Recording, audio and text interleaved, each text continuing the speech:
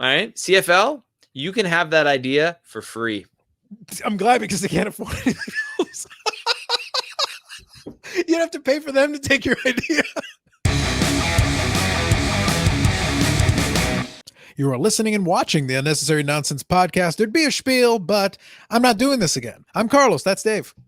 Like, are you never doing it again, or just never again in video form? Or if I do it again, it's going to be a voiceover guy who's going to do it in an exceedingly dramatic way in radio voice, and then I'm just going to stand here and just wait for it to finish playing. I think we need to do that. Like I said last week in the lost episode, we need to hire a celebrity from that website to do it for us.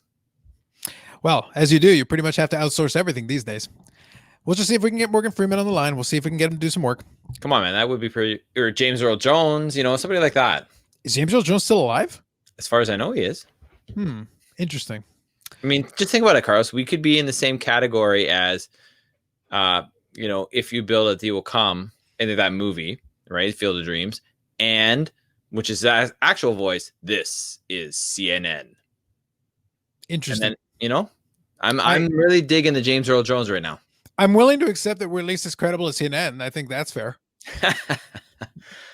You just I don't know who's that insult. I don't know who that's insulting. But I'm just willing to put it out there. I am confident that we're at least as credible as CNN. At least. So anyway, I feel like we win no matter what with that comment. There are no losers, Dave. There are no losers. So how's the week? Pretty good. My big thing this week was, previous to our conversations, I started going through my old cards and found out I basically have nothing of value. A few things that I could, like you said, you remember I don't know if you did it on this podcast or something. We had to held up a box and was like, this is basically $150 worth of cards.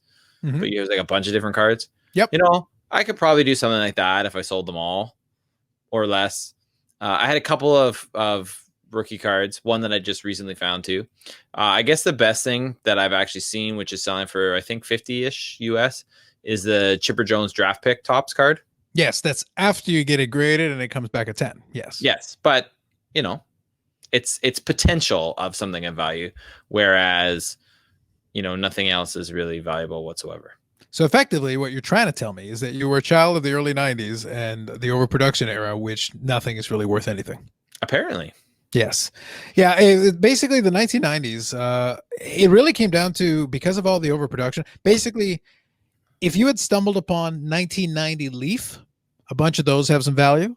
For 91, there isn't a lot for 91.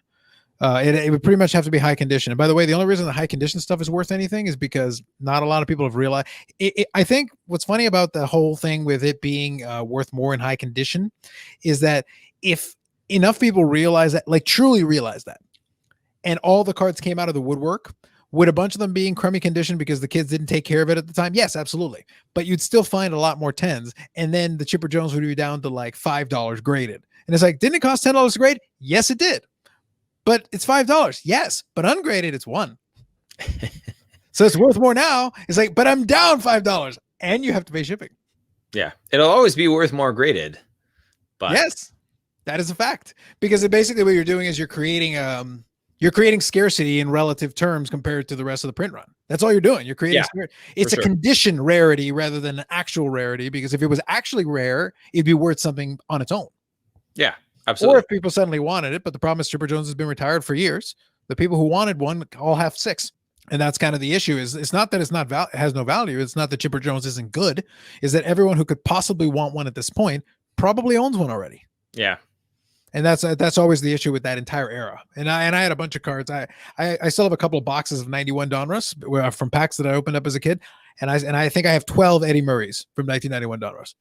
And I never understood why I kept pulling Eddie Murray. Why Eddie Murray every single time? That was the Carlos card, right? Every time it's like, hey, Carlos is opening cards. Let's just throw in a couple extra Eddie Murrays.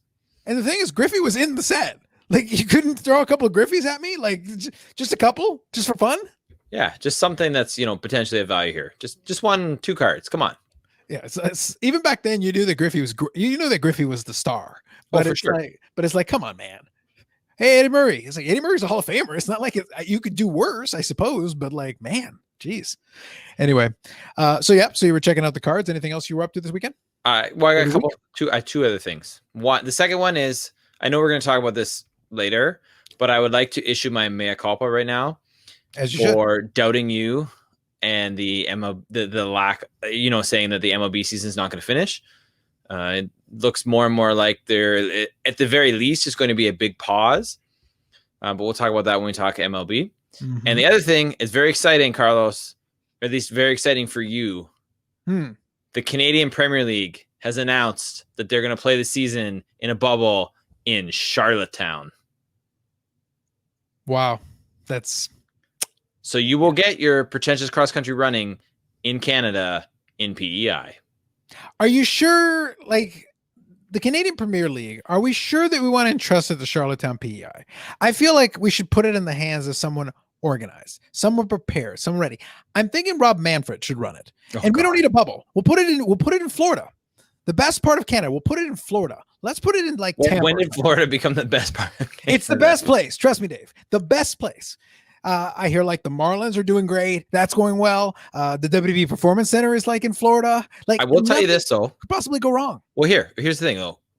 Speaking of pretentious cross-country running, since they actually arrived in the bubble and started playing games, there was games that was postponed because someone exhibited symptoms, but nobody has tested positive for COVID-19 and they haven't stopped the tournament. So MLS has actually seen, and they're playing in Orlando, have seemed to not fuck it up. So because if you go in a bubble and you actually adhere to the bubble, you can still get something, but your chances go up exponentially if you actually adhere to the bubble.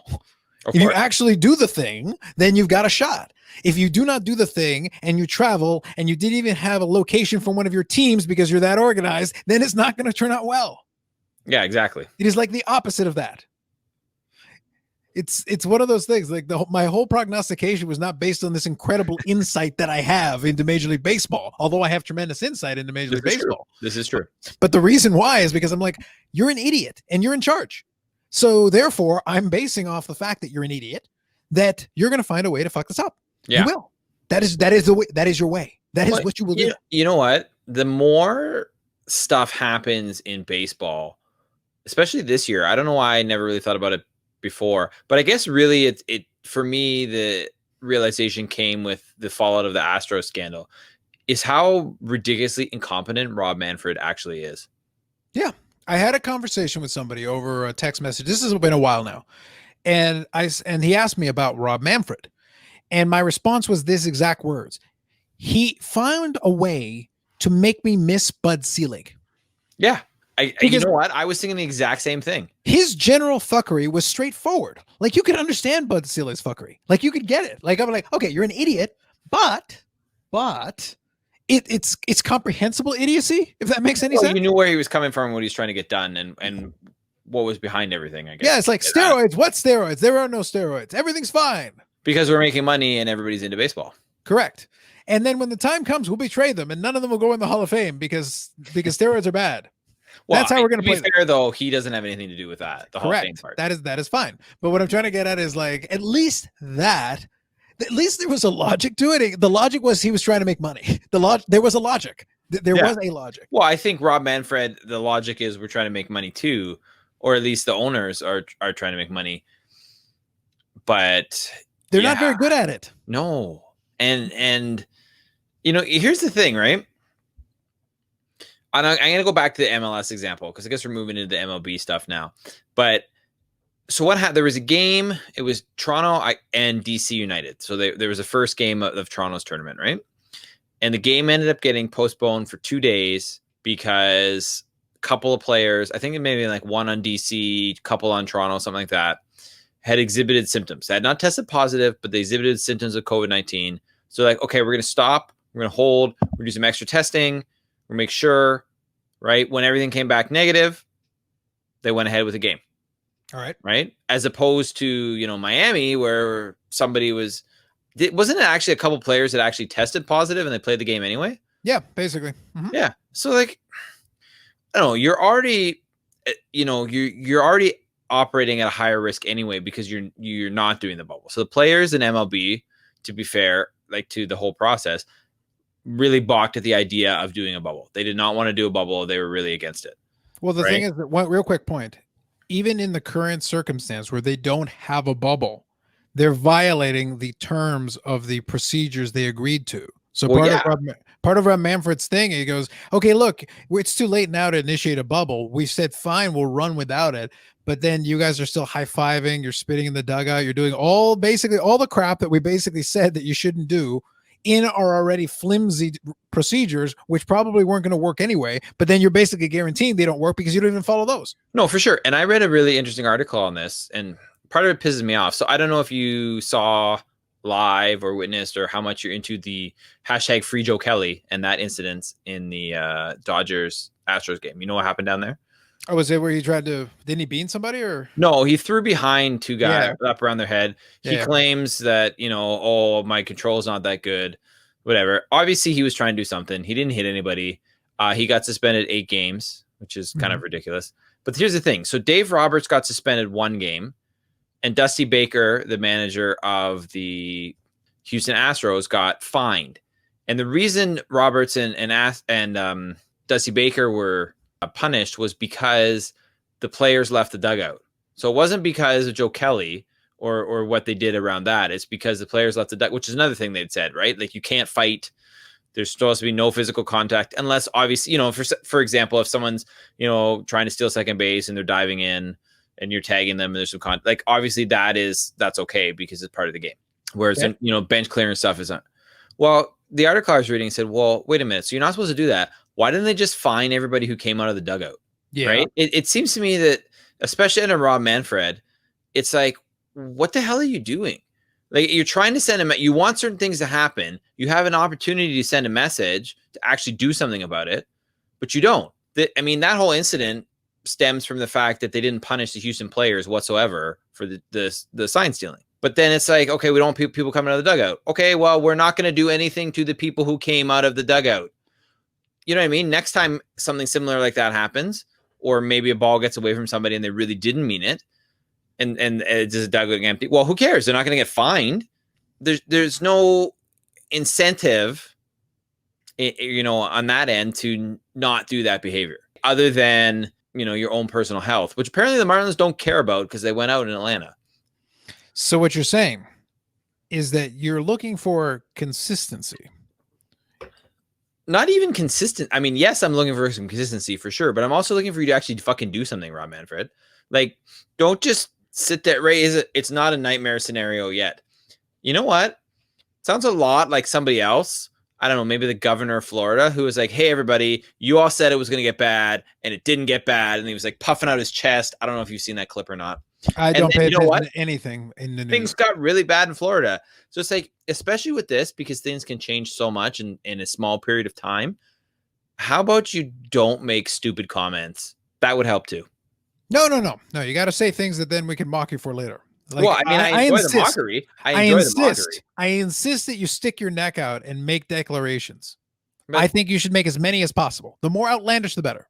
Well, we also have to realize this too. Sometimes, whether you believe this or not, I do. Sometimes the universe tries to tell us things that maybe we don't realize on our own, but we should. And therefore, little clues come out in things. Maybe people see some sign. But when Rob Manfred is fucking being interviewed in the first game of the MLB season, and there's fucking lightning behind him, people take note. No, I don't know what you're talking about. That's perfectly logical. Nothing ever happened. It was only the first game back. It was, it was completely fine. It was great. Yeah. And they didn't even finish that game. Well, it counted as an official game because that was the best part. The best part is that it counted as an official game. Technically, it was a wonderful thing. Yeah. I'm just going to see if I can pull it up here. But in the meantime, we'll just keep talking. No, the reality is that it was always going to be a problem. Any reasonable person knew that. You had to know that you were set up, like you were primed. Everything needed, if you were going to go bubbleless, and then I think I'll be able to actually share here for us. There you go. Look at that. Right. Is that not beautiful? Again, as I've said before when I've seen this picture, it may look like it. That is not photoshopped. Oh yeah. Look at that. Look at that. Is that not beautiful? Is that not fabulous? Got to make it a little bigger, Dave. Got to make it a little bigger. I'm just going to leave it there for a couple of minutes just so that we can all take it in. Sure. I just want to absorb it. They don't need to see us. They're seeing us talking. It's fine. But here's my thing. I'm not even sure the plan as it stands at the beginning is actually the most important thing. It's important, right? But I think you need to have some sort of contingency plan as to what happens when things go wrong, not if things are going to go wrong. So as we start returning to things, school comes back in the fall for certain places. What happens if, so and so gets sick? What's the plan for that? And it seems to be MLB had no plan other than, okay, we're going to travel around and follow these protocols and everything will be fine. Well, you have to expect that somebody's not going to follow it. Something's going to happen, and put in, you don't have to publish it. You don't have to, tell everybody what's going to happen. You don't have to tell the media. You don't have to tell ESPN, but you at least should have some semblance of an idea as, okay, if a player tests positive on team, what are we going to do? And, now it's like, okay, so a bunch of people have started testing positive. Let's just figure this out on the fly because reasons. I disagree. I think they should publish every single one of their ideas, their contingencies, their counter plans, because I would like to mock all of them. They're probably all terrible. They're horrific ideas. And I would like to be able to mock them up front in advance so that when they also screw up and then those things don't work, I will then also be able to mock them at the time it's happening and then mock them after. I want to get all three levels of mockery, Dave. I want to get early mockery, existing mockery, and then post mockery. I want all three. Okay. I'll give you that. I mean, sure. Yeah. Three facets of mockery. And this man on the screen right now, is wearing a lot of egg on his face. No, Dave, this right here, this guy right here, this is a man with a plan. Can't you tell from his, look at his eyes. Can you not tell this is a man with a plan? You know what? Like the more you look at this pic, there's just so much wrong with this picture. The more I look at this, the more I'm like, MLB is doomed. But the best part, Dave, is that during our last episode, you put your faith in this man. I was wrong, Carlos. I was wrong. And it didn't take long. But the best part of that story is how I defended and said, yes, they're going to get the season in, which they may do. I'm still not convinced they won't get the season in. But here's the thing. By the end of it, the season may just be like one team has played their 60th game against, it's an inter-squad game, and we're just going to crown them champions because they're the only team left. Dave, so you're saying that we can live the dream. Are you saying that the 2020 World Series champion will be the champion by default? It's quite possible. It's quite possible. Which will still be a more legitimate championship than the Houston Astros. Just putting that. Dare I live the dream? I don't know, Dave. Dave, don't tease me with that. Don't tease me. Don't tease me with the dream. But you know what I mean? Like that is where we're headed, right? I love it. Because it's like, okay, we have all these games that we need to make up. How are we going to do them? Okay, we're going to play some double headers. Well, then stadium employees tested positive for COVID-19 in Philadelphia. So the doubleheader between the Jays and the Phillies that was supposed to happen this weekend is not happening. So I figure it's like it's almost like some kind of MLB version of the Hunger Games. And whoever's left standing at the end, here you go. Here's a World Series trophy. Congratulations. Although I don't want it to happen, wouldn't it be great if this was like the time that the Yankees won with both Giancarlo Stanton and Aaron Judge somehow remaining unscathed, even though they always get hurt? Like both of them get hurt like all the time, and they're like, we survived, and they're like, really? The pandemic is when you two survived? You got to the end of the season healthy? You did it? You know what? I would not be surprised. And I mean, let's put it that way too, right? How many people are getting injured or are going to get injured because you have all these rules where starters are now pitching 3 innings, 4.2 innings because they weren't ready, right? Because of the spring training 2.0 really didn't do enough to get people, or pitchers especially, to where they need to be. And then you see, Verlander goes down as a prime example, and who could be out for the season, right? Kershaw went down, although that was supposedly unrelated because he did it while working out. But, you have to acknowledge that part too, where it's like pretty much anything MLB touches right now is turning to shit. Fair enough, but look, I understand. I understand the general concept, but for God's sake, how long do these pitchers need to get warmed up and get ready? For God's sake, back in the old days, they pitched until their arms fell off and they drank half the time. Like, I don't expect us to go to that, but at the same time, like, there has to be happy medium. It can't take you like 6 months to get ready. So what you're saying is really, if pitchers just drank more, we'd all be good? Well, I don't think it could possibly hurt. All right, like I think they should try that. Yeah, give it a go. See what happens. I mean, in the season where we're just going to try shit because why not? Yeah, it's like at that point, at least the guys with the beer guts would like make more sense. It's like, what's that? Who's coming out of the bullpen? Bartolo Colon is back, baby. Woo! Big sexy. Listen, is there not a better time for Bartolo Colon than right now? Yes. You know what? I didn't realize how much I missed Bartolo Colon until I relive, pictures of my trip to Atlanta and watching him in that at bat. Oh, it was horrible. But also amazing. You have to understand, Dave, and that man has hit a career home run, one single career home run. He has achieved this. He has done this. It has happened. We don't know how, but it did. Yeah, he is not he is the hero we need, not the hero we deserve, Dave. Now I'm going to segue out. Then what's that? Who do we deserve? At this stage, we deserve nothing because we put our faith in this man. Fair enough.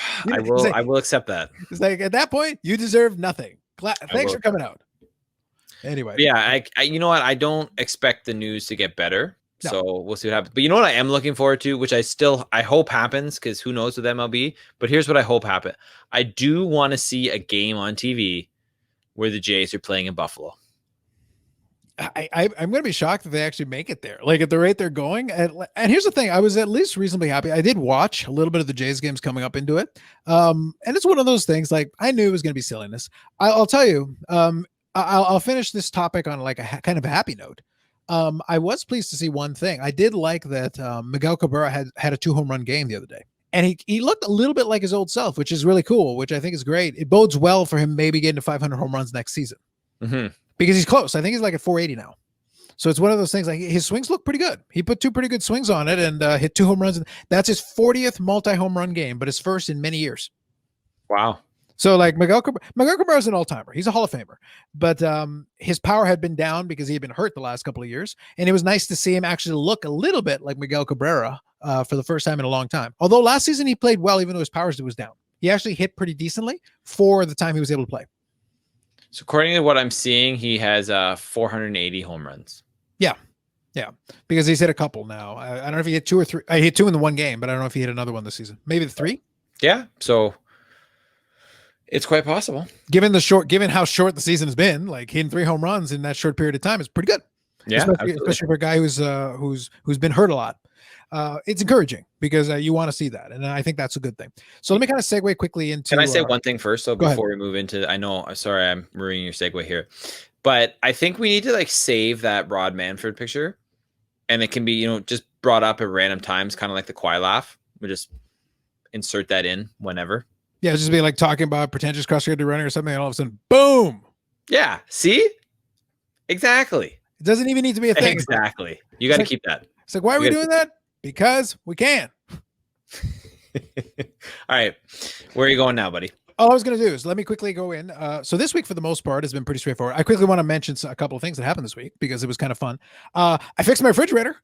Finally. Yeah. So this is also a long national nightmare that is finally over. It is a long national nightmare because I didn't know exactly what was wrong with it, and I was trying to figure it out. So one day this week, I had Carlos Sr. come over because I needed a second set of hands because that in order to fix that shit properly, you need tools, you need to be able to get it, unless you bring in somebody to repair it.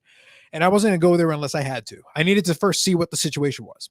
Well, it turns out we figured out what the situation was. It took some work. It took some finagling between the two of us to work together to figure this out, but we were able to completely pull off the top of the freezer section. And as it turns out, the compressor was completely stuck in a gigantic block of ice.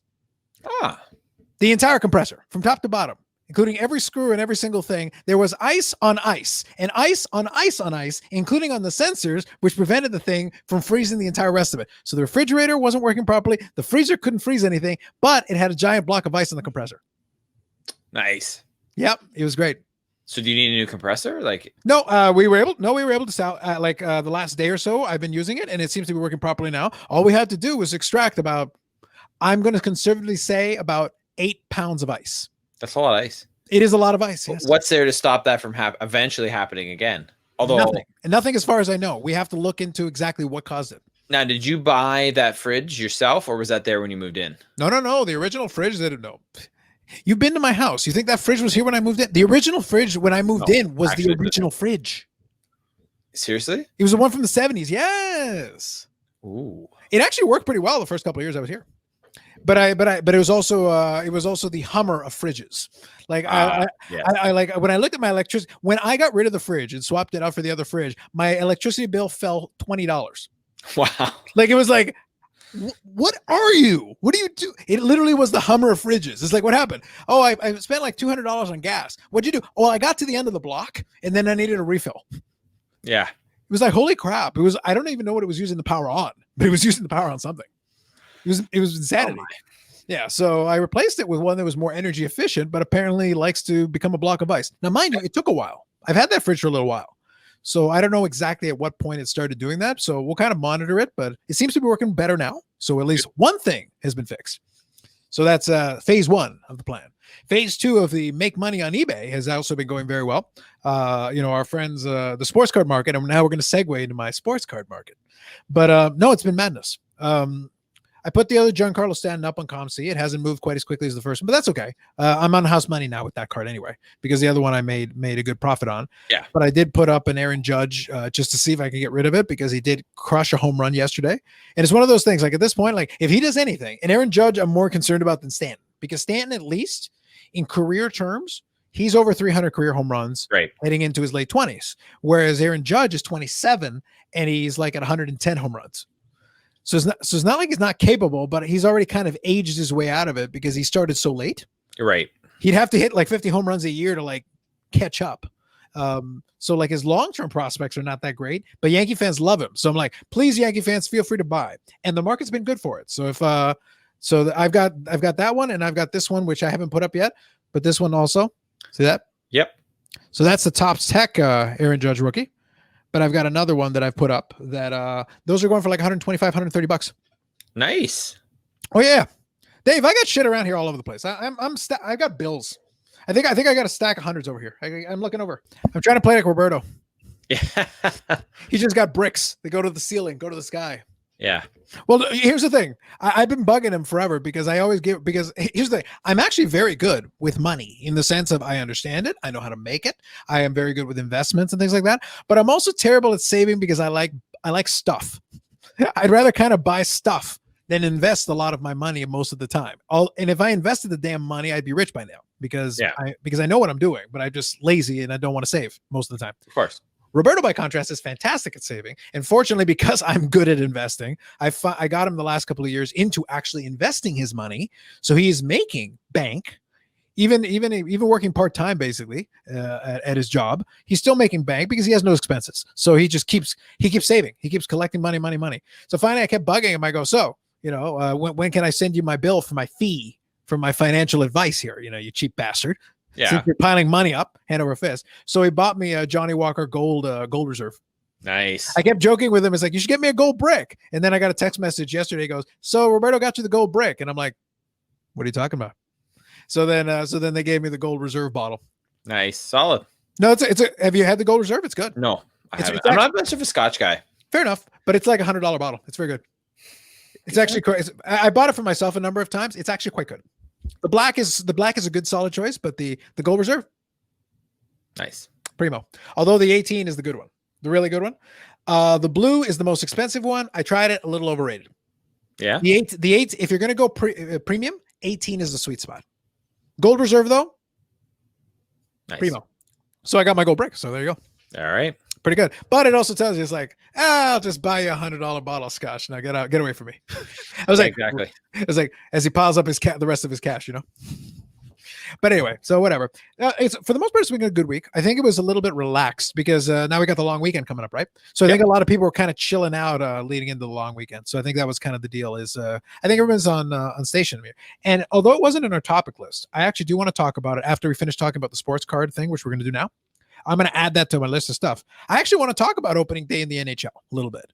All right. Because it's coming up on Saturday and it's a full schedule. And when I looked at the schedule, it made sense. Like I understood, but I almost it had been so long since the NHL initially announced their plan that I actually forgot there was a round robin. Like it totally, completely slipped my mind. Like I know this, but then I almost looked at it and I was surprised. Like, why is Dallas playing like this team and then playing this team and then playing this team? Like, what the hell's going on? And they're like, oh, the top seeds have a round robin, right? For seeding. That was like 150 plans ago. I forgot. Like it's been so long since the NHL initially explained the plan and then just kind of sat around and be like, so when do you guys start the plan? Oh, soon. Don't worry. Like when? At least they had a plan, It's not like I know anybody who didn't have a plan. I can't think of anyone who couldn't have come up with a plan. Like not a single soul could go without a this plan. is why I'm saying we should have this image just saved. Just at all times. Yes, Exactly. Indeed. So real quick, also in the related stem, basketball continues to be on fire, super on fuego. Like it's madness. It's one of those things like, you know what you should have done if you're getting in the early 90s? You should have bought fucking basketball is what you should have done. Yeah, apparently. Should have been all Jordan all the time, Dave. You screwed this up. The heck, man. We both did, Carlos. Just we wrong. both did. No, I didn't. I hate basketball. Even if I could make a fortune, I still wouldn't have done it. I probably still wouldn't have. I'll be honest with you. You could have been like, you could have gone to like 8-year-old Carlos and been like, if you buy these Michael Jordans now, by the time you're in your late 30s, you'll be a millionaire. I'm like, basketball sucks. No sale. All right. Not well, worth it. fair enough. Whatever. It's like, what that? Michael Jordan rookie?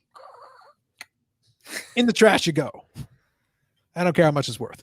But yeah, no, like it's been insanity. Like it's impressive to watch, but it's kind of one of my rules. Like if I was to offer an investment rule to anybody for the sports card world, making money is good. And if you want to get into it and making money, you definitely can. Like you totally can.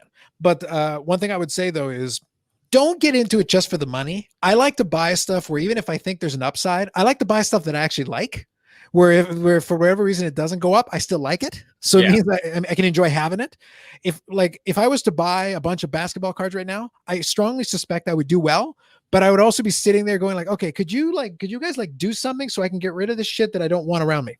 Yeah. And that's not a good attitude to have. No, for sure. It's not actually it wouldn't be any fun. So it's one of those things. I'm content to make a little bit of money, but if you want to make the big money, right now it's basketball. All day, every day. If you have a bunch of LeBrons, Luka Doncic, Giannis, anybody, and if they have a great game or something, like start printing money. Just start printing it. You can sell it to the Philippines. You can sell it to Asia. You'll do well. You'll do very well because they're on fire. But that's the reason why I picked up this is another copy of this one here. So let me do that. So this is another one of the Sotos. I actually had a copy of this already, but I saw one really cheap on eBay, so I picked it up. It's one of those things. If these never go up in price, I don't care. I'll have it in the collection. I'm cool with it. But if it does, I have a couple. There's nothing wrong with that. And this one and these ones I bought just because I wanted to save money potentially in case these start going up in price. So that's Rogers, but you can see it's got that reflective thing going on. Yeah. These are the more limited versions of them. So in basketball, even for veteran players, these have actually started going up. So if I had the equivalent of this, like in LeBron James, it'd be like $100. Jeez. So Aaron Rodgers is not on that level, but Tom Brady has started to go up a little bit. And if the veteran players start picking up in the football, then okay, if Tom Brady's like 100 or something, then Aaron Rodgers and like a Drew Brees and guys at that level, maybe it could be 50. Well, I'm buying these for like 10. So if they start going up to 50, I'm happy. Yeah, for sure you are. Like and even if I want to keep it for my collection, I'd rather than pay 10 now rather than pay 50 later. So all I'm saying is that even if you want it just for collecting purposes, then I don't want to buy it when the price has gone up. Did I mention buy low? Did I explain the buy low concept here? Yeah, that's the key. I'd rather buy it when it's cheaper and people are looking the other way, at least while they're looking at other stuff. So yeah. So now let's talk a little bit about our good friend Project 2020. I'll put it up here. Some interesting stuff. Like it's been a little quiet by regular Project 2020 standards, but we can look at it a little bit. So let's do that. So this is the new stuff. We got a new Ichiro and a new Dwight Gooden by Sophia Chang. So the Sophia Chang is pretty much in her signature style. This is basically what she does. Get a lot of different things going on in terms of phrases and things related to the player. Stylistically, it's interesting. Like it's not bad. And Jacob Rochester is totally in his style. The Ichiro looks pretty good. Like it's not bad. Yeah, I like the Ichiro one. I'm not a huge fan of the good one, but the Ichiro one I like.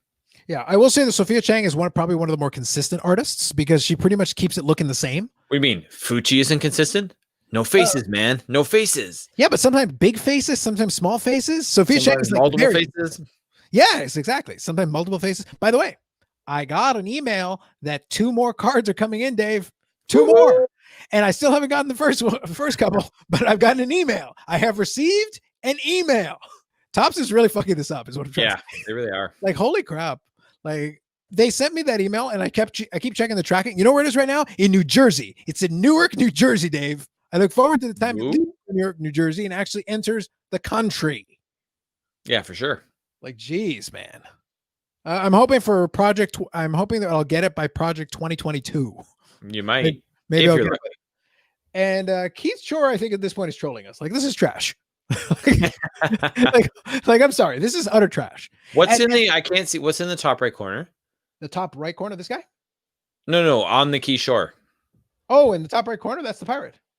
Okay. Yeah, it's just like a cartoonized version of the pirate. Here, hold on, I can zoom in. There you go. Oh, okay, yeah, okay, I can see it now. Yeah. But the thing is, this looks exactly stylistically like his Koufax. Like it's just a big head. And the thing is, it's meant to do the 55 tops as well, because that was both the rookie year. But he basically did the exact same thing for the Koufax, like literally exactly the same thing for the Koufax. Yeah, I'm not a huge fan of the Key Shore, except for the Royals one where they had the the random mascot and the angry mascot in the background. That was at least funny. That I got a kick out of. That was right. Nice I like that, but the other ones, there's not a single one I've wanted to buy. Yeah, the last couple have been not so great. Like our good friend Don C did like the Louisville Slugger style. Although I did like that he included the little power eyes. So that was kind of cool. And then you got the Mariano Rivera by Tyson Beck. The Rivera barely cracked 3,000. That's pretty low. Well, he is a trader to Panama, so there's that. Yeah. Well, in addition to it, like for Tyson Beck, this is actually not very good. Like I've seen some of his stuff where it's really good. Like this is kind of boring. It's really not that exciting, even as a card. Just in general, it's not a good card. The old man Alan McGuire makes me laugh. Do an 87 top style. And then Fucci actually, design wise, this is very similar to one of his other recent ones. I feel like font wise, they kept it similar to the Thomas. Like I'll zoom in a little bit on this one, but doesn't this feel a little bit like color wise, like the Frank Thomas a little bit? A little bit, yeah. Yeah, because you got the naming here. Now, obviously, he did stay consistent with the 52 tops, and of course, the lack of a face, as is the way. But yeah, it's kind of okay. Not like amazing, although the permanent's pretty good for Fucci, the 3,200. Anything in kind of that 3,000 range, I'll be curious to see what that does price wise. I don't know, but the problem is it'll be like 2 or 3 years before you get it, so I probably wouldn't pre-order this. Yeah, exactly. Just throwing it out there, I might not want to pre-order this unless you got a couple of years to wait for this to actually arrive. So I'm just looking to see if there's anything interesting. Like the Matt Taylor's not bad, nothing crazy, or grotesque, I should say. The Blake Jameson Ichiro. I don't know, man. Like nothing really that exciting, I think, right now in the last week of 2020 here. Nothing that stands out for me. So we'll see. We'll see what next week has to say, because right now we're up to card number we're in the 180s now. So we're getting there. Yeah, still gotta wait.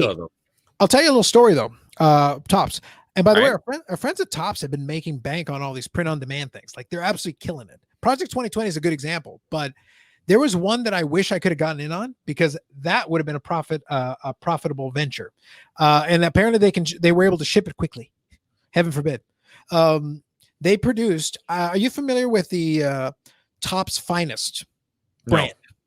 No. Okay. So the Topps Finest brand has been around for a long time. Like it's around to this day, but it lost a lot of the prestige it once had. But what I'll do is I'll show you something here, and I'll put it on the screen for everybody to look at. Oh, the type this distance here. Okay. That's the only problem is I got the microphone out here and the keyboard all over here. Reach, Carlos, reach. Yeah, I'm trying. I need longer arms for this situation. All right, so I'm going to share the screen with you in a second here, and I'll show you a good example of a cool card from it. Actually, I got a good example. Let me do this one. Let's do this. Okay, cool. So this is 1993 Finest, 93 Topps Finest. Now, I remember when this originally came out. Now, these were originally the first really super premium product. Like these were 1993, Dave. So these are in our vintage. Think about this. These were the princely sum of $5 a pack back in 1993. Oh, wow. The princely sum of $5 a pack. That is a princely sum in 1993. What's that? I said that is a princely sum in 1993. Yeah. Now think about a box of 24 of them. $120 for a box? Outrageous. Nowadays, a regular box of Topps will run you about 90 to 100.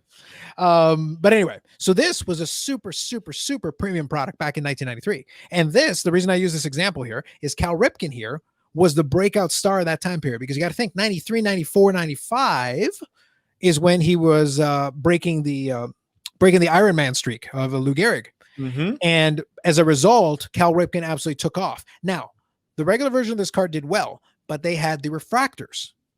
I think you're familiar with refractors? Yep. Yeah, the rainbow foil, basically. Yep. So the 93 Finest refractors were one per box. So it was all base cards that were in this cool, like chrome. This was the first time they used the chrome technology on the cards.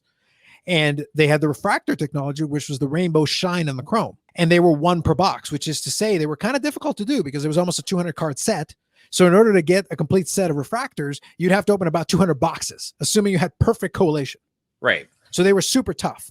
And the print run on those was reported to be like 240 cards. So not like super common. And again, think the early 90s. This is like, that means they're rare. So at the time, the Ripken was on the hot list for Beckett all the time because the refractor was going for like $1,500 to $2,000.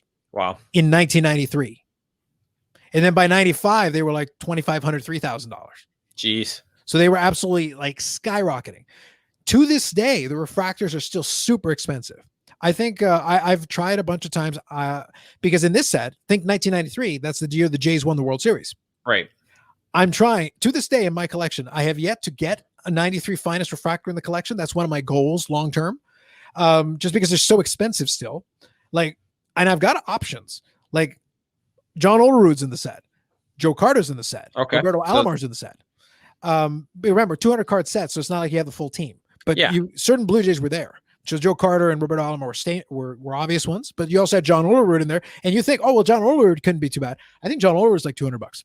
Like it's and then the Joe Carter, like anytime I try to buy one, the Joe Carter is like insane. It's absolute utter madness. Now, mind you, that's because that's what they're asking for, but that's because there aren't that many out there. And it's one of those things where I've tried.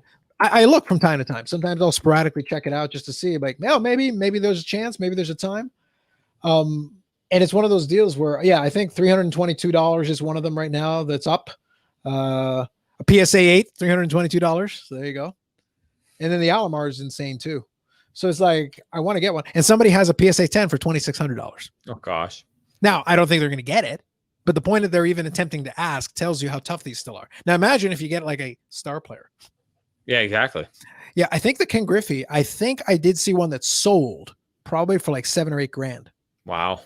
Yeah, so those were big. Anyway, so the reason I gave you the background is that Topps has a club called the Montgomery Club, which was based on a period of Topps' history. So what happened is you could join the club and you would be receive the option to buy certain club-specific, what's the best way to put it? Club-specific products that they would create. Okay. Some of them are pretty generic and kind of, variations on base cards and stuff like that, stuff they would allow you to buy sets of and whatever.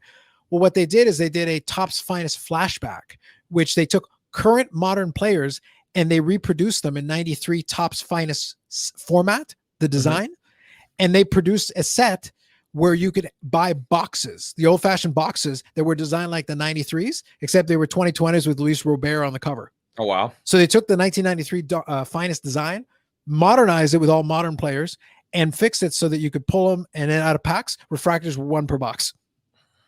But it was exclusive to the Montgomery Club. So I think you could buy the boxes for like $120 through the Montgomery Club if you were a member, and you could buy like up to 3 boxes. You were limited, 3 boxes.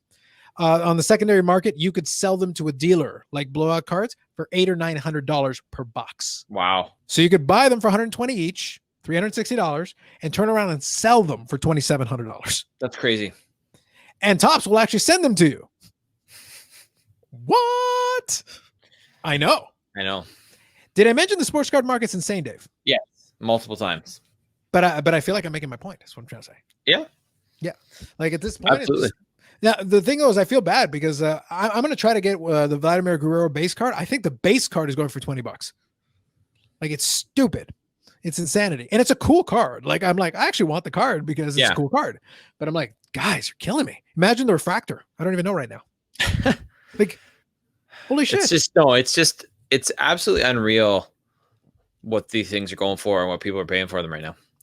Well, dude, the money's in the market right now. It's one of those things. And one of the things I'm keeping track of, and I don't know if I mentioned this to you or not, there is a guy. Did it say anything about Nat Turner? Did I have mentioned that to you before? No. Okay. Let me give you a short version. I'll explain real quick, and then I'll explain why I'm keeping an eye on Nat Turner and some of his associates. Nat Turner is a big-time collector, but he's a big-time collector now. But Nat Turner actually started a bunch of different companies, including a medical company that he sold to. So he created a company that he sold to Google years ago for $80 million. And then he used those proceeds to create another company that was a medical company that he sold to a medical conglomerate for $2 billion.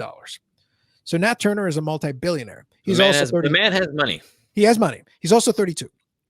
And at this stage in the game, he's just like doing whatever he wants. He's an angel investor. He does all kinds of whatever. He's an entrepreneur. He starts businesses because now he can do whatever he wants at this point. But one of the things he's decided to do, because he was a big sports fan and a fan of cards and things as a kid, is that now he's just gone and bought everything he damn well pleased. Imagine if the entire world was a buy it now on eBay. Just like, yeah, I'll take one of those. Yeah, I'll take one of those. Yeah, I'll take that. Oh, do you have it in blue? I'll take that one too. Could you get me that? Could you ship it over? Because he's got the 52 tops mantle, PSA 10. He's got, and I'm like, the 52 tops man on PSA 10 is like $1 million card. Yeah, I'll hit buy it now on that. I'll just take that one. Oh, wow. I'll take one of those. And he's the one who set headlines a little while ago before like the LeBron James came out recently that was sold for 1.8 million and all that madness. He set the record for most paid for a modern sports card like 6 months ago, back in the sane days, when he bought a Precious Metal Gems Michael Jordan card. I think it was the green copy that's the 10 copies, which is a rare card, obviously, Michael Jordan, all that. But, in the sane days, he paid a mere $350,000 for it back then, setting a modern day record, which has since been broken like 14 times. That's insane. And there's a Mike Trout right now that's in an auction that they think might crack 3 million. Why? It's Mike Trout. Scrubs, Dave. People are really into scrubs. Like, I don't even know what to tell you. Like, as far as the pecking order of the game of baseball is concerned, Mike Trout might be like a Bol, but he's no Lonzo Ball. You know what I mean? Like I don't know. I'm not feeling it, Dave. Like I'm just not feeling it. Few people are Bol. Let's be real. Like Bol, man. He's got Bol for the name twice. He should just be Bol squared. Maybe he will be by the time he just roll with it. He should roll with it. Why not? But yeah, I know like I said, right now we're in weird times. But the point I'm keeping an eye on Nat Turner is obviously, in addition to his collection and the way he's doing it, obviously he's buying whatever the hell he wants. He's got the resources. He can do whatever he likes. But what's interesting is that one of his buddies is trying to pitch him on the idea of creating a tradable commodity where people can buy basically shares in what they think the value of his collection should be. So they're basically trying to create a tradable item on the basis of creating basically an IPO based on his value of his collection. Interesting. Yes, it is. But at the same time, that's the definition of institutional money being pumped into a market that's already overly pumped. Imagine if we throw more money in on the theoretical concept of the collection. Yeah, I don't know. No, thanks. Yeah, like that would do some ridiculous things because we already have that. If you want to see what that looks like, I don't even have to speculate. If you want to see what that looks like, there are commodities like that for gold and silver and, pork futures and random shit. Now you can buy commodities that way and trade them. But then you have to ask yourself, well, do you actually have that gold and silver? I know you say you're trading it and you say you've got it in your holdings in the vault, but do you actually have it? Because do you even need to have it? Or do you just need to say you have it? Well, who's auditing it? It's like Fort Knox. Is there any gold there anymore? Yeah. But the thing is, like, imagine doing that with a sports card collection that is worth multi millions. Yeah, no, thank you. I'm not interested in it. Yeah, but that's also going to pump. But that would also pump money into the regular sports card market because this fund, in order to kind of work, they would also have to buy assets. Yeah, which in turn means they'll throw more money into the market because Lord knows this market needs more money, Dave. You know what this market needs? More money. Hey, what it needs is for you to sell even more at even higher prices, Carlos. Listen, if Buddy starts throwing that kind of money around and some random shit, listen, at that point, it's like, you'll know. If you get a text message, you'll be like, Turnbull, get some cash together. What are we doing? We're buying some basketball. But you hate basketball. Exactly. It's happening. Turner's on the warpath. It's time to buy the castle. And here I was thinking that you were going to say you're going to sell. You had sold some Medano to Turner. Well, I don't see why he would want to buy it. Like right now, he's already like stocking up on, like, seriously, the thing is, you can check out his Instagram. I'll send you his Instagram. He literally is stocking up. He's showing off stuff from his collection all the time. He bought an unopened 1954 Bowman baseball box. Do you have any idea how many of those are around? Not very many. No. Did he open it? No, but some of the rare basketball boxes that he's been buying that like are now rare as hen's teeth, he is opening those. He's just opening them to screw around. Which means, Dave, Nat Turner has achieved the real status that is the real dream. And do you know what that is? Being overpaid? Well, kind of, yeah. I don't know. Like, is it overpaid if you sell a business that you own? Like, is that being paid so much? It's just like, I don't know. It could be, I guess. we're going to have to debate the semantics offline. We'll debate the semantics offline. But the point that I'm actually trying to make is that Nat Turner truly is a self-indulgent wiener with too much bloody money. Yes. That is the dream, Dave. That's in addition to being overpaid, my dream is to be a self-indulgent wiener with too much bloody money. Be like, why are you doing this? Because I can. Well, there you go. Yep. Well, that's what happens, Dave. All you got to do is find a company, sell it to Google for 80 million, build another company, and sell it to a medical conglomerate for 2 billion. Done. Boom. Get on it, man. Get on it. Jeez. Have to tell you how to do everything. Jeez. Anyway, but yeah, so that's kind of the sport card market in a nutshell right now. I'm keeping an eye on it because there's some crazy shit coming down the pipeline. And if that Trout actually does manage to reset the record that was just reset, that reset another record that was just reset, that reset another record that was just reset. It's like, I don't know where's the limit? Like, what is it? Can 88 Donruss Greg Jeffries be next? $10 million? That's an old sports card joke. 88 Donruss Greg Jeffries is like the most overproduced hype card from back in the day. Nice. I strongly suspect the joke was always that it's like, oh, they kept printing them. It's like, there's probably 14 billion of them, Dave. They're short printed because if you think there's 7 billion people on Earth, and if they printed 14 billion, that means each person on Earth could only have 2. And Nat Turner has 1 million. So those starving children in Africa don't even have an 88 Donruss Greg Jeffries to eat. Nothing. They have nothing. Oh, man. That's what they should do the telethon on, and get Sarah McLachlan to sing it. You know, the song of an angel. That every time there's a telethon. Yeah. Yep. That literally it is the song of telethons right now. Yes. And just play it and be like, these children could have an $88. What are they going to do with it? I don't even know. Boom, but done. Yeah, it's like that and championship t-shirts for teams that didn't win. These people need the clothing and they need this card to do nothing with. And how can we do that? You got to give money to this charity. I think that is perfectly solid idea. Done. All right. So that'll be it for today. I'm going to have some more fun on this later. But I do want to talk about a little bit about, so we've already talked about the MLB a little bit.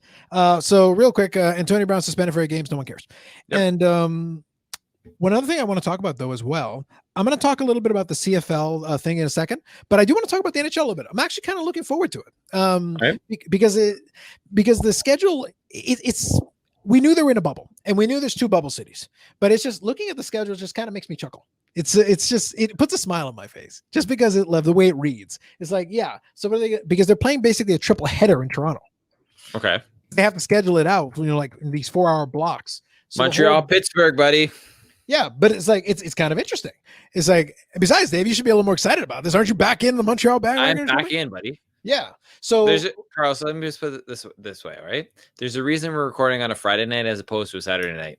Yeah. So you can have time. The Raptors' first game back is also tomorrow night too. Oh, look at you. Yeah. So no, it's kind of interesting though, because you've obviously got Rangers, Hurricanes, Blackhawks, Oilers, and I preferred it before when I was looking at the schedule and they actually showed the location too. But anyway, so they had like 3 in Toronto and then I think 2 in Edmonton, and they kind of spaced them out like in like 4 hours apart. So I guess they're gonna have to like scrub down the arena. Is that kind of the deal? I guess. Well, the change rooms and stuff, yeah. Yeah. Did the rules have they? I know they're basically playing like a round robin, and they're also playing like the actual playoff games, the playing games series. But do they have any rules for overtime? Given that we're kind of in a round robin situation, is it going to go straight to shootout or something? Well, it's going to have to do something. I don't know what the actual rule is, but no. But the reason I'm asking is because if they're spacing these out like 4 hours apart, I'm using Toronto as an example. If they're spacing them out like 4 hours apart, like imagine if you get like a 99 Stanley Cup triple overtime, like you can't afford it. You have to get them out of there. Carlos, I think it's all Eastern games are in Toronto, all Western games are in Edmonton. No, it's okay, but I'm talking about if the game. No, I know you're just saying for. I like to see where the arena is. I'm pretty sure it's just. Eastern teams are in Toronto and West, and then I don't know where the Stanley Cup would be. I haven't heard that, but no, for sure. I'm sure they'll announce that or figure it out. What I'm referring to, not so much as that. What I'm referring to is the fact that the Toronto games, they've got basically a triple header scheduled, but they only have so much buffer in between. So I'm assuming it's a shootout format because they can't let the game drag on. Or they could play regular season overtime rules. It's got to be something like that. Right. But it's got to be something along those lines to end the game because they basically only have a 4-hour window to play. And Yeah. then they basically have to scrub it down and get the other teams in there to play the next game. So that's what having it in the one venue makes it a little logistically tricky, because it's like, okay, well, we got to scrub everything down and Yeah, right. get the other Because players it's not one venue where they have, multiple rinks. They have That's one right. rink. That is right. That's my point. That's all I'm saying. That's what I'm referring to.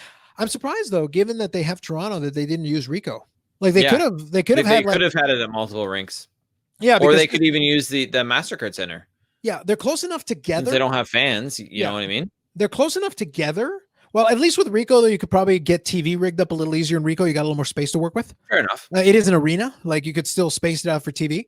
But yeah, I would at least Rico also is still reasonably close to the Air Canada Center. Or is it still Air Canada? Scotia now. Scotia, yeah, right? Scotiabank Arena. Yeah. But it's close enough. They're like not far away. Yeah, no, it's not far at all. It's like, I mean, without traffic, it's a 5-minute drive. Yeah, and traffic shouldn't be too, like, I'm sure they could get like a police escort and go from point A to point B. I don't think it would be that crazy. That would be my idea. That way you could overlap them if you needed to. And then you have a little buffer to work with just in case. Yeah, but anyway, no, that would make sense. Yeah. So anyway, and I'm sure Edmonton has a facility nearby as well. Like, they're hockey crazy over in Alberta as well. So you could have done it for sure. I don't know. That's just me. But I think it's kind of cool. And I'm looking forward. I'm definitely going to check out some of these games, no doubt. At least have them on for Dallas, Vegas. I am, just because it's literally one game. the whole round robin thing is because that's what refreshed my memory, that it was a round robin. I completely forgot that part of it for the upper ranked teams, that they were going to do it for seeding. I forgot, right? Because I was looking at Dallas Vegas and I was like, oh, cool, they're playing Dallas Vegas, and then I look and then they're playing somebody else. I was like, oh, right, I see, indeed. But so you do realize, Dave. And this is the one time that I will back you on this. You realize the fucking chaos it would cause if the Canadians beat the freaking Penguins? Beat the freaking Penguins! I would love it.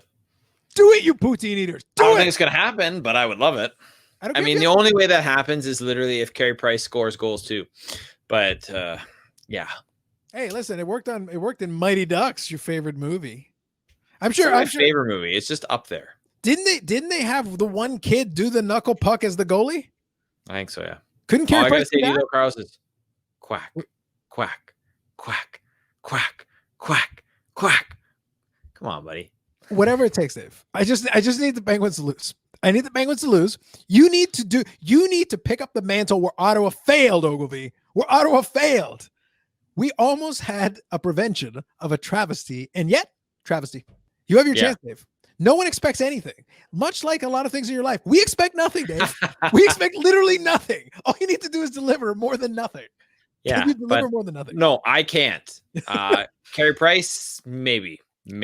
It would at least be funny. Like, would that not be like the most like? It'd be amazing. I'd love it because your team's winning, and two, because they're beating Pittsburgh. Yes, and it would bring the whole thing into chaos. Like, if we're gonna have a random season that just is gonna end this way, all fucked up, we need chaos, Dave. We need chaos. We need. Why not, right? Yeah. I mean, if it's you know what, it's like MLB. You know what? We have never had a game before where it was self pitch. Let's do it because it's COVID. Yeah, it's that would be interesting. That'd be interesting. Stanton just throw the ball up and just crush it. Yeah, just go, just do it. I think that'd be fun. Why not? Yeah. So get ready for day. I'm prepared to call it right now. Here it is. I've got it all ready. All right. Stanley Cup final. Dallas Star, Montreal Canadiens. We're doing it. Do it. Let's do it. Let's do it. Let's do it. And it'll end in a tie. Why not? It's like, because why? I'm just gonna chainsaw the thing in half. Here you go, Montreal. And here you go. What'll happen is, after a couple of years of disappointment, it's like, if Dallas was to pull that off and win the Stanley Cup, Jamie Benn would be like, I did it. And be like, you literally did it after so many years. And then I'm just sitting there flabbergasted. And then I'm sitting there in this exact post flabbergasted until the next time we record. I'm just like, and you're just looking at me and it's like, what's wrong? It's like, do you have any idea how many Jamie Benn rookie cards I have? I literally have all of them. Win the Stanley Cup for me, Jamie. Do it for me. Yeah, exactly. With a mantra, do it for Carlos. I know, man. No, that is something I think we can all get behind. I literally have every single one, Dave. I have all of them. Every last one. And I have 60% of the cards from his rookie year, including parallels, including patches, including autographs, including everything. People. And another long national nightmare. Jamie Benn win the Stanley Cup so Carlos can make bank. Yeah, I was gonna say, like, after all these years and these declines in my portfolio, all the gains everywhere else have to offset Jamie Benn's declines. Thanks a lot, Jamie. Thanks a lot, bro. You know, he won a scoring title once. I don't know if you know this. He won I a did not scoring know title. that. He did. He won a scoring title. He is a scoring champion Why is his card not going up then? Come on. because he hasn't played like that in years. But he did one time, Carlos, one time. Well, he had another season where he actually scored more points than he did in the year he won the scoring title. Yeah, but you know what? If you're not first, you're last, Carlos. What is this, the Montreal Canadiens story? Like, Jesus. No, it's basically like it's like since 1993, we've just been crap. We've won some stuff, sure, but we've never won the Stanley Cup, and we've never made the Stanley Cup. But at least we're not Toronto. I guess you can hang your head on that. You know what? There's a lot of people who can hang their head on that, Carlos. There's a lot of people who can hang their head on that. But did your random basketball team win a championship, Dave? Did they? By random thing, do you mean Toronto or the New Orleans? Yeah, you said Toronto. You didn't say Toronto Maple Leafs. You said Toronto. The city of Toronto has one thing. Yes, they've won multiple things. Grey Cups. They got a league now? That's awesome. Soccer. Basically, they've won. I mean, obviously, they haven't won. I would argue, even though the Jays haven't won since 92, that those back-to-back years where they made the playoffs. 93. Sorry, did I say 92? Yeah. Okay, so since they haven't won since 1993, but they made the playoffs 2 years in a row, and that's more exciting than your average Leaf playoff series. Let's put it that way. Because 1967, people, 1967. I agree on one side, Dave. But it is pretty exciting when you're up by 3 goals in Game 7 and lose. That's exciting, Dave. Like watching it is like, yes, wow, this is for Leaf haters and the team and the fans of the team that won. Yes, it is. Like Dave, I was watching that game. I was like, you really did it. Yeah. Like up by 3 in Game 7. You know, I mean, if anybody's going to do it, it's going to be the Maple Leafs. Well, they literally lost to the Bruins like 2 or 3 times in a row in the playoffs in like Game 7s, I think. Because it's actually kind of impressive. Like Boston literally owns them. It's weird. Like it's bizarre. Like it says, basically Boston is doing to them what they did to Ottawa for that entire stretch of time, where like Ottawa was good, and then they keep losing to the Beavers. Do we have to bring up Ottawa? Like you're just crushing O's soul. Come on, man. Yeah, I do have to bring it up. Yeah, that's precisely why I have to bring it up. All right. I mean, you're not wrong. You know, listen, facts are facts. I already saw that man die. Right now it's a husk. It's been a husk, you know, for since 05. Like it's been 15 years, Dave. Right. You know, let the man rest. Let the man rest. Fair enough. But yeah, there you go, people. Yeah. All right. I am legitimately looking forward to watching some of these games. I think this will be fun, especially Saturday. I think Saturday is going to be a fun one because I'm guessing that I wouldn't doubt that the local TV is going to go like balls to the wall, just coverage top to bottom. They're going to make a whole day out of it. Like it's going to be fun. I think it's going to be fun though. Like for us, just to have. Well, now that the Jays aren't playing, you know, Sportsnet's got all channels devoted to it. I think that actually works out really great for them because on the opening night of the restarted playoffs, they basically got it to themselves. It's like basketball's playing too, so they got it to themselves. That's amazing. Endless hockey. You know what's funny? Is it the Raptors game is preempted for a hockey game? No, the Raptors game is actually on Sportsnet, so it could be. They should preempt it. They're like, we were going to show you the Raptors game, but no one cares. To the hockey game. So yeah. So anyway. tell me about the CFL, Carlos. They're getting some money. They were offered a loan to government. Like details are sparse, but they were apparently offered a loan from the federal government, and apparently the interest rate and the terms were kind of high. So the CFL is basically like, look, we'd be financially worse off accepting this loan than not. To which I replied, then don't accept the loan and fold or figure it out. They were supposed to have made their decision already. They were supposed to have explained. I think today was the deadline to be like, we're going to play or we're not going to play. Tomorrow is August. Make up your damn mind and just do something. You know, if you're holding out for the government to give you more money, I didn't agree with them offering you anything. So I think you guys should just call it a season and be done with it. Yeah, I mean, at this point, you gotta get off the pot, right? No, like in all seriousness, let's play out the best case scenario. Okay, they come up with some kind of a sweetheart deal. It is August the 1st. When are you going to start games? Well, I mean, they've talked about shortened season, so who knows, right? Yeah, shortened to what, like three games? Like how short do you think you can make it? In Winnipeg. Yeah, even better.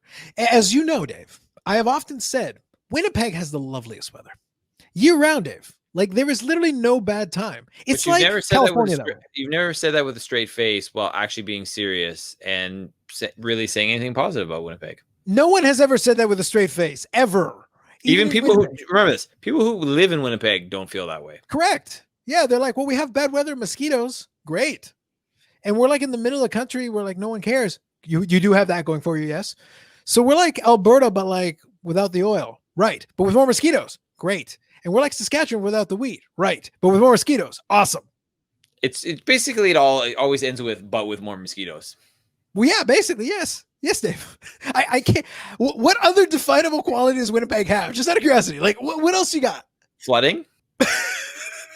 What is this? It's like, guys, good news. What's that? We got good news out of Winnipeg. Actually, What's that? you know what? To be fair to Winnipeg, you know what they do have, which actually matters? Name a thing they have that matters, please. The mint. Fantastic. Right? Those Canadian coins are minted in Winnipeg. That is true. That is true. So they do have that.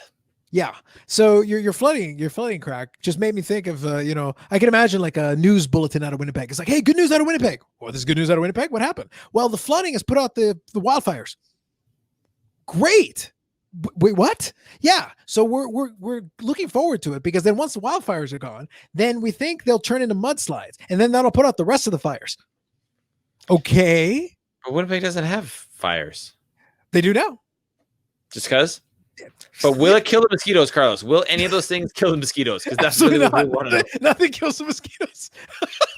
The mosquitoes will inherit the province. Just let them have it. You know what? At this point, why don't we say, we're going ahead with the CFL season, and it's just teams of mosquitoes? Dude, I would watch that shit. I would too. I couldn't see it. It would be a blank screen. You know what? And you know what I'm going to say here right now? All right, CFL, you can have that idea for free. I'm glad because they can't afford anything else. You'd have to pay for them to take your idea. Oh, You know what though? At this point, I might actually do that. If they would do it, I'd be like, all right, here's some money, make it happen. So what you're saying is that the CFL needs to get Sarah McLachlan for their telethon commercial too? Brilliant, Carlos. Why? You know what? Why didn't we not think of this at the time we were initially discussing Sarah McLachlan? Yes, that's what they need to do. Put on a telethon, talk about how poor you are, put some Sarah McLachlan music on, and boom, league saved, season saved. With this pandemic and this economy, not only have we saved the CFL, we also got Sarah McLachlan like work. She's got like as much as she wants. I'm pretty sure Sarah McLachlan is probably well off to begin with. However, but this point, the royalties, she can make like the royalty. She's making bank on the royalties from us, Carlos. Dave, at this point, she's closing in on like Nat Turner's self-indulgent wienerdom. Okay, so what if we get a cut? We get Sarah McLachlan to write us a theme song for the podcast. The problem is I feel like it would just be the same song. Imagine the podcast begins with the eyes of an angel. Like, in the arms of the angel. And then everyone's listening. It's like, I don't even know why, but I feel like I should give them money. It's like, yeah, you should. Yo, if that's how this ends, Carlos, make it happen. It's like that. Isn't that always the end game with the Sarah McLachlan song? You know what? If honestly, it's like people start calling us, giving us money. It's like, how did you get this number? We never posted our number. It's like, Dave, I'm getting anonymous PayPals. That's a lot of zeros. But they're not actually fake PayPal. People are just like, there you go. Nat Turner starts sponsoring us. Hey, you'll see next week we're officially sponsored by Nat Turner. And the rest of the podcast will be us talking about what a great idea it is to commoditize Sport Art Collection, Dave. You know what's great? An IPO from Nat Turner. You know why? Because Nat Turner is a great man. A great man. You know what? I will say whatever Nat Turner wants me to say about him if he sponsors his podcast. Just put it out there. You'll know something's up if Dave is like wearing the exact same hat, the exact same shirt, but all of a sudden he's blinged out in like a Mr. T necklace.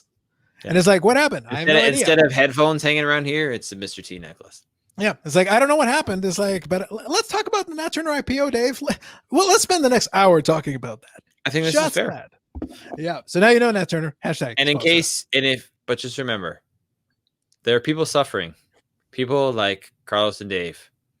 And you too can help them out if you only donate for $1 a day. Dave, the amount of pauses you gave are like wrecking this. Like, you gotta go.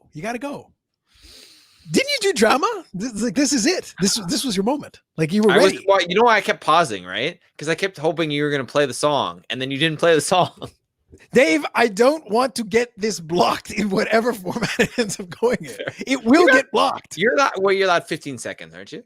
I've seen you. So YouTube is very stringent about this. Like they're militant. I took a clip once of a I was trying to make a point, and I think I was doing a sports card video where I was talking about Mike Modano, and I found a grainy clip that was like distorted audio of Mike Modano scoring a goal, where I wanted to use the example because it was him doing an end-to-end rush, and it had like the play-by-play call. And this is a game from like 1993 when they first got to Dallas. YouTube picked it up and flagged the video, and I was like, "What? This is not only a grainy video, it's not only taking up only part of the screen, it's also almost unintelligible audio." And the algorithm still picked it up and realized it was copyrighted. Wow. From 1993, Dave. All right. Just saying. Fair enough. Just saying. We'll try. If we can ever make the arrangement with Sarah McLachlan, we can always try this again, but today's not that day. Remember, people, for pennies a day, you can make Carlos and I rich. It is a fact. It is a fact. And a worthier cause I cannot think of. No, literally, I can't think of one. Not one. Nope. Nothing. Okay, cool. So I think we got that covered. No one cares if the CFL folds, whatever. Was there something else randomly that you wanted to throw in there? Because no, I think we're good for the shameless plugs, buddy. All right. So generally speaking, outside of the tangents and the Sarah McLachlan telephone talk, which may still happen, just putting it out there, may still happen. Generally speaking, it is usually an audio only podcast. We're trying out the video thing, and hopefully it came out okay. Is my picture okay, Dave? It is. It has been the entire time. This is what happens when you hardwire. Apparently, you have to hardwire it to a modem to make this work. Great. Fantastic. Anyway, you can check out generally the podcast on iTunes, Spotify, Google Play. And I don't think we said one valid thing, but we did that in at least an hour. And we also showed you memes of Rob Manfred. And by meme, I mean a picture of him, which has been turned into a meme. Well, the thing is, Dave, not only is that, so we gotta go out on, see, if I could have played the Sarah McLachlan thing, this is where I would play it, because I would have put the picture up. See, that's a beautiful thing. I would have done that. And then one other thing that you can do, Dave, and this is what a lot of people don't realize. So let me do this here as an example. Let's do this. I don't know if you can see the screen there, Dave. Yes, I do. I like it. Yeah. By the way, going forward, that'll be where you'll see where all the social media is, because I'm not even going to bother to read it. Perfect. Look, you could also put the spiel down there too. I could put the spiel down there. Dave, scrolling ticker for the win. You see, this is technology, Dave. I feel we have finally reached another level, Carlos, on this podcast. So you're saying we went from like level 0 to like level 0.1. You know not even like a full level. Just that's improvement. It's improvement. And is it? Look, the scrolling ticker's still going. Look at that. Isn't that beautiful? Nice. I like it. Yes. Anyway, iTunes, Spotify, Google Play. You can check that out, and obviously on the YouTube channel, Unnecessary Nonsense Podcast. Because if you're seeing this, you're watching the YouTube channel. Subscribe to it, so you can check that out there. And at least now we've got plenty of incentive to upload it. You can see our wonderful faces and see the idiocy that is this podcast, the true idiocy. That's the podcast of two unqualified idiots for a reason. It is a fact. And look, you have to understand, like, I brought in my finest oversized polo. Dave brought in his finest reverse hat. He's got that going for him. Like, think about it, people. And not only that, we took professionalism to another level. Bam. Boom. Look at that. Like, you can't, like, would you not trust this man? This man would hashtag sponsor us. We might not accept the money because it might be blood money that's cursed on an Indian burial ground or something. Like, we might give it to somebody else and just see what happens. Yeah. I don't know if I'd take it, but, I'm sure he would hashtag sponsor us. I think you would. Yep. Anyway, so that is it for myself and Dave. We will catch you on the next episode, hopefully, of the Unnecessary Nonsense Podcast.